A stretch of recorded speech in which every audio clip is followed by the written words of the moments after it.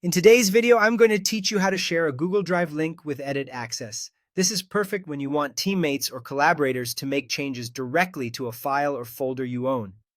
Before we begin, make sure you're signed into Google Drive and that you have permission to share the item.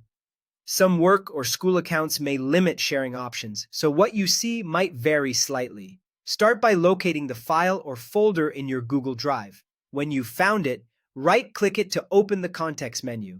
If you're on a trackpad, a two-finger click works the same way. From that menu, click Share. This opens the sharing window where you control who can access the item and what they can do with it. You now have two main ways to give edit access. If you want to share with specific people, use the field that lets you add their email addresses. Type the address carefully to avoid sending access to the wrong person.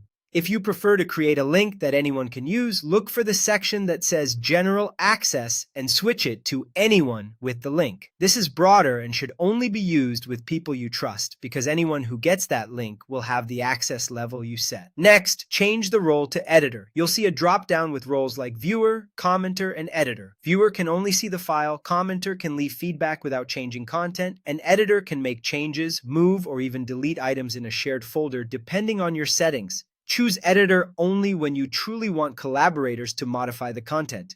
Once you've set who can access and chosen Editor, you're ready to share. If you added specific emails, click Send. You can optionally choose whether to notify them, which sends an email with the link. If you set access to anyone with the link, click Copy Link. You can then paste that link into a message, chat, or document. Be mindful that forwarding the link gives the same edit access to anyone who receives it.